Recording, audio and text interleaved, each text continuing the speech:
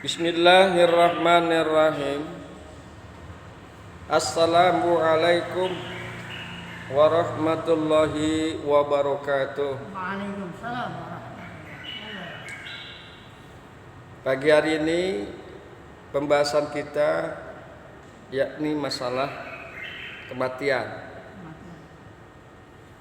Sesuatu yang wajib, perkara yang wajib yang akan menimpa umat manusia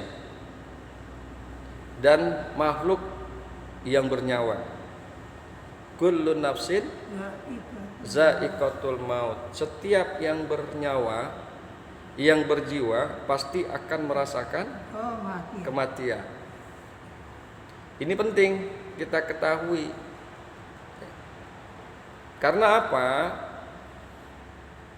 Jika kita mengetahui dan memahami akan kematian tersebut, insya Allah kita bisa mempersiapkan diri kita dalam rangka menghadapi kematian.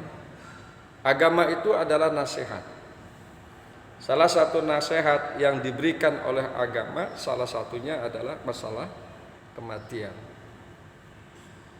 Hadirin yang berbahagia, hamba-hamba Allah yang mudah-mudahan selalu dirahmati oleh Allah Subhanahu wa taala. Yang paling utama adalah bagaimanakah kondisi dan bentuk kematian tersebut. Ada yang namanya husnul khatimah, ada yang namanya su'ul khatimah. Hadirin yang berbahagia, bahwa ada orang yang matinya indah, lancar, gampang, bahkan tampaknya gembira dan tersenyum. Sering tuh kita jumpai seperti itu, ya. Gampang banget orang meninggal, sipulan, lancar, ya. Sering kita menemukan hal-hal seperti itu. Dan ada pula yang matinya seret, susah, menakutkan, disertai kejang-kejang, berbelit-belit, menghempaskan badannya ke kiri dan ke kanan, sambil bunyi sesak nafas dan bersuara yang seram. Kadang suaranya menakutkan. Badannya dibanting ke sana, dibanting ke sini, ke kiri, ke kanan. Sering juga kita menemui orang-orang seperti itu. Keadaan yang demikian bukan saja menurut kesaksian orang-orang yang sering menghadiri atau melepas orang-orang menghembuskan nafas terakhir, tetapi juga diakui dan diterangkan oleh Islam dengan hadis dan beberapa ayat Al-Quran. Di antaranya adalah A'udzu billahi minasy syaithanir rajim. Kalla idza balagatit taraqi wa qila man raqid wa zanna annahul firaqu wa taffatis saq bisaq wa taffatis saqu bisaqi ila rabbika yauma izil masyaqu fala saddaqa wala shalla walakin kazzaba wa tawalla. Summa zahaba ila ahlihi yatamatta aula laka fa aula summa aula laka fa aula. Ingatlah bila roh sudah sampai di kerongkongan, ditanyakan siapakah lagi yang dapat menyembuhkan. Yakinlah ia bahwa perpisahan atau mati sudah datang. Berbelitlah kepayahan demi kepayahan kepada Tuhanmu, di hari itu ia akan kembali. Padahal ia tidak membenarkan ajaran Allah dan tidak bersembahyang. Bahkan senantiasa mendustakan dan berpaling, lalu kembali mendapatkan keluarganya dengan bersombong diri. Celakalah engkau dan celaka. Sekali lagi, celakalah engkau dan celaka. Ini tertuang di dalam surat Al-Qiyamah ayat 26 sampai dengan 35. Demikian pula hadis yang menerangkan susah dan seretnya kematian seseorang yang bernama Alqamah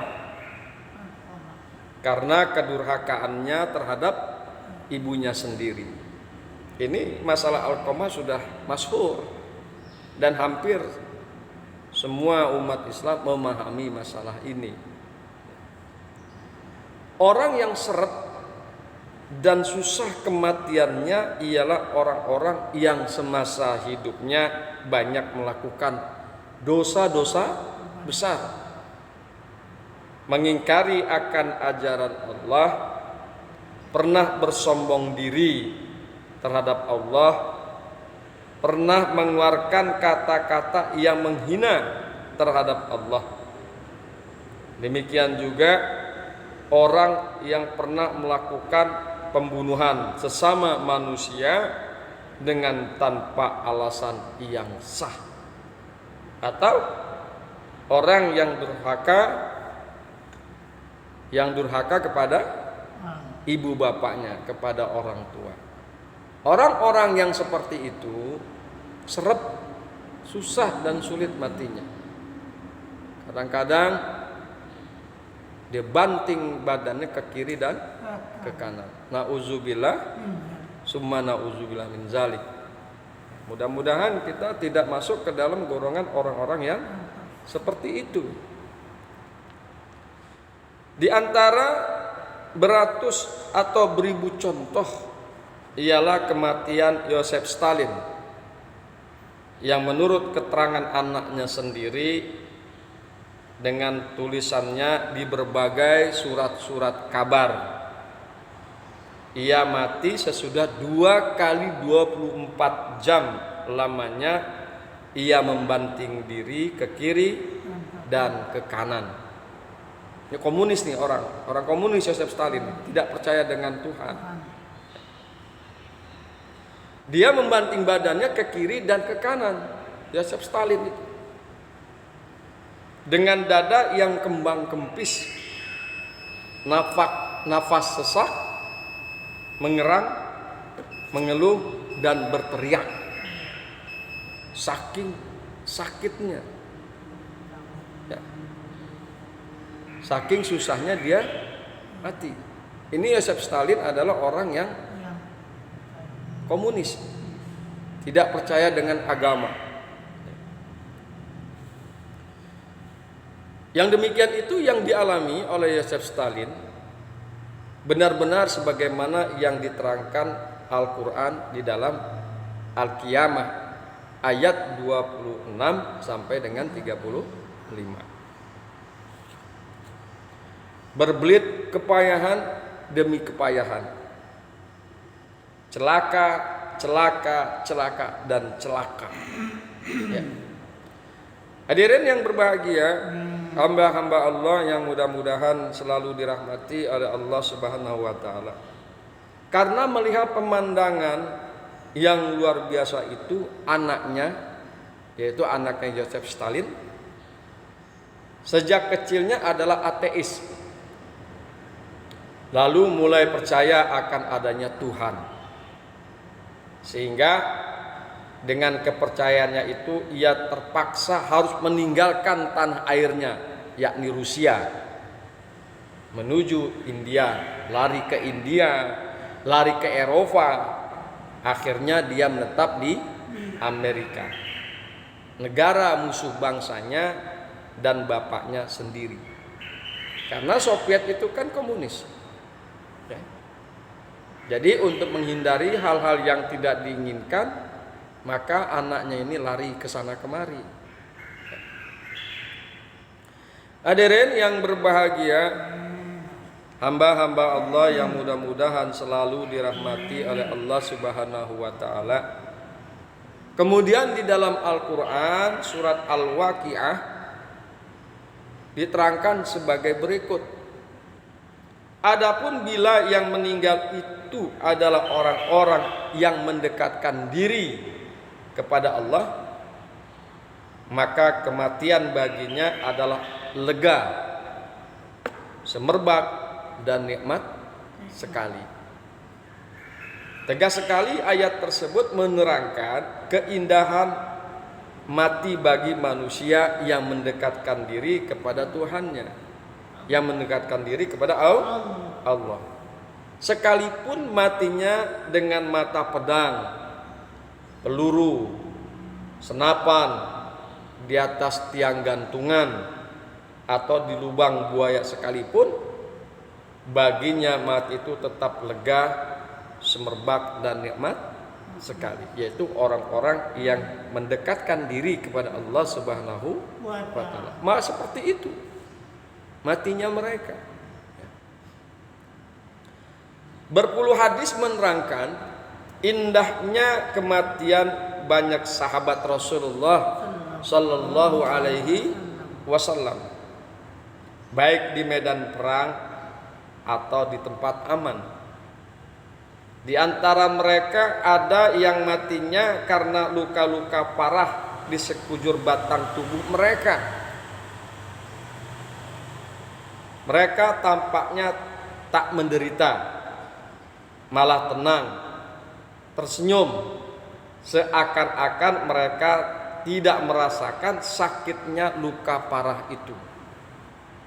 Perjuangan dan jasa-jasa baik mereka semasa hidupnya dan keyakinan atau kepercayaan mereka akan mendapatkan tempat bahagia di alam barzah dan akhirat rupanya telah menyebabkan mereka menjadi kebal dan dapat merasakan dan tak dapat merasakan pedihnya luka-luka dan mati itu.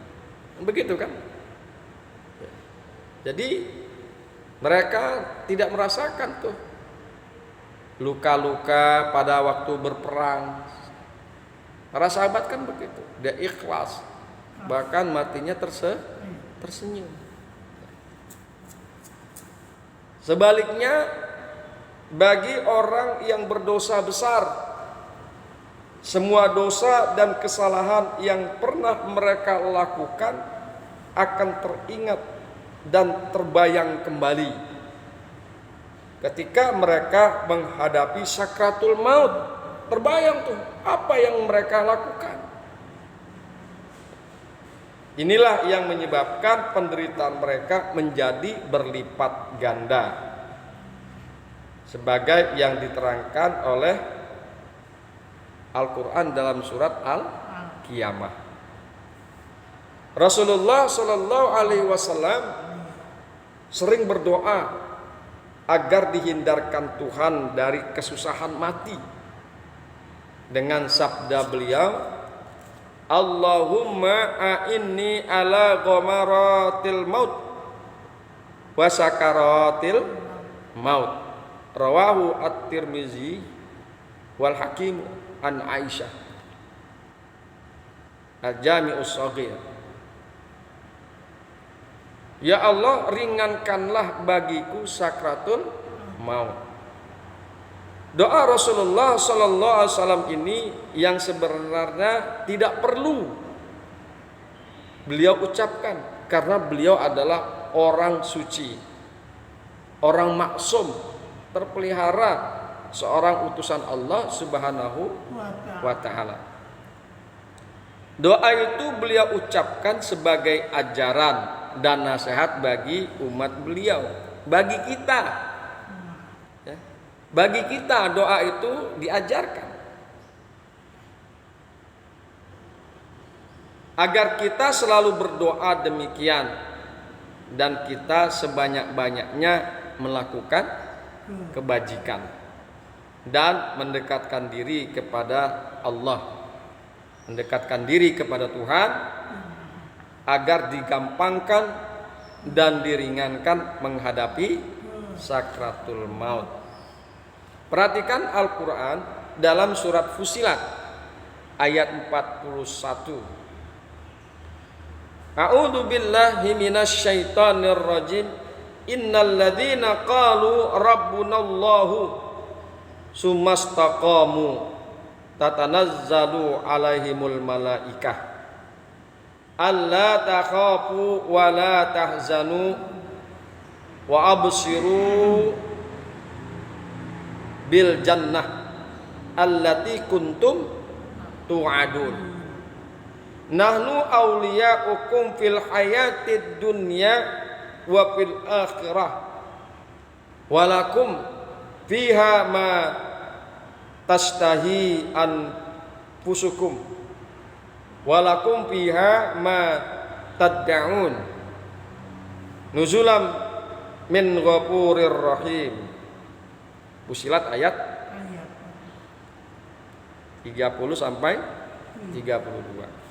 Sesungguhnya orang-orang yang berkata Tuhan kami adalah Allah, lalu senantiasa meluruskan jalan hidupnya menurut ajaran Allah, akan turut kepada mereka para malaikat dikala menghadapi maut untuk menghibur agar mereka jangan takut dan sedih, bahkan bergembiralah dengan surga yang telah dijanjikan.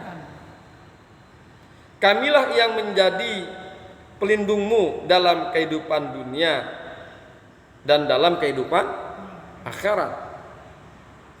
Bagimu dalam surga itu telah tersedia apa saja yang kamu inginkan, apa saja yang kamu minta, sebagai jamuan dari Tuhan yang Maha Pengampun dan Maha Pengasih. Min ghafurir rahimin. Dengan demikian dapatlah dibayangkan bagaimana indahnya kematian orang-orang yang beriman dan selalu mendekatkan diri kepada Allah Subhanahu wa ta'ala, mendekatkan diri kepada Tuhan yang Maha Kuasa. Kalau bagi orang yang masih hidup sekarang ini, ayat tersebut hanya sebagai pegangan atau kepercayaan. Tetapi bagi orang-orang yang beriman dan mendekatkan diri kepada Tuhan, bukan hanya sebagai pegangan kepercayaan, tapi dikala menghadapi sakratul maut itu melihat sendiri para malaikat yang datang menghibur. Para malaikat yang datang menghibur dirinya datang dan dia melihat. Kepada mereka diperlihatkan betul akan surga yang dijanjikan Allah Subhanahu wa ta'ala. Sebab itulah mereka tidak takut dan tidak bersedih menghadapi maut, malah merasa gembira, senang dan lega, tidak sedih berpisah dengan dunia, anak, istri atau keluarga. Bayangkan, sangat luar biasa, sangat luar biasa. Hadirin yang berbahagia, hamba-hamba Allah yang mudah-mudahan selalu dirahmati oleh Allah Subhanahu wa ta'ala, pengalaman berpuluh-puluh orang yang menyaksikan sendiri akan orang-orang yang baik-baik menghadapi maut, meyakinkan orang akan kebenaran ayat-ayat yang telah kita kemukakan. Sekalipun bagaimana juga hebatnya penyakit yang sedang mereka derita, mereka tampaknya tenang, senang, gembira. Tidak tampak pada wajah mereka keluhan atau kesedihan dikala menghadapi sakratul maut tersebut. Tenang, gembira, kalem.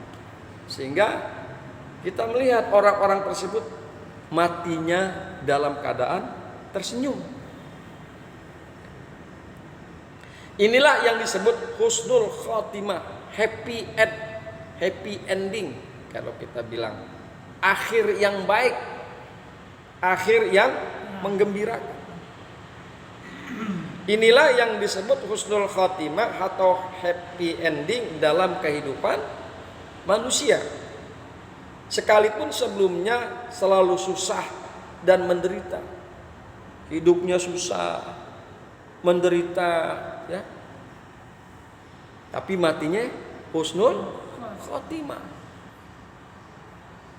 Yang paling jelek ialah su'ul khatimah atau bad ending, akhir yang buruk, akhir yang jelek, yaitu keseretan, keluh kesah, jeritan dalam menghadapi maut. Sekalipun sebelumnya ia hidup senang, mewah dan gembira, ya. Tapi matinya dalam keadaan yang sangat susah. Banting ke kiri badannya, banting ke kanan badannya. Dia tutup usianya dengan su'ul khatimah, akhir yang buruk. Padahal hidupnya senang, kaya raya. Bisa jadi kekayaannya itu hasil korupsi atau menipu orang lain. Ya. Nauzubillah, summa nauzubillah min dzalik. Kita berharap mudah-mudahan kita masuk ke dalam golongan husnul khatimah. Rasulullah sallallahu alaihi wasallam berdoa dan menganjurkan kita selalu berdoa agar husnul khatimah, dijauhkan dari su'ul khatimah. Allahumma inni as'aluka husnul khatimah wa a'udzu bika min su'il khatimah. Ya Allah, aku mohon diberi husnul khatimah dan mohon dijauhkan dari su'ul khatimah. Ya Allah, aku memohon kepadamu akhir hidupku menjadi akhir yang baik, yaitu husnul khatimah. Dan aku berlindung kepadamu daripada akhir yang buruk, yaitu su'ul khatimah. Hadirin yang berbahagia, hamba-hamba Allah yang beriman, inilah kajian kita. Mudah-mudahan menjadi muhasabah buat diri kita. Menjadi muhasabah buat diri kita agar kita bisa menjaga diri dari perbuatan-perbuatan yang haram, dari perbuatan maksiat. Dan agar kita selalu bisa meningkatkan iman dan takwa kita kepada Allah Subhanahu wa taala, mendekatkan diri kepadanya dan selalu mengerjakan amal saleh. Mudah-mudahan kita masuk ke dalam golongan husnul khatimah, akhir yang baik. Hadanallahu wa iyyakum ajmain. Assalamualaikum warahmatullahi wabarakatuh.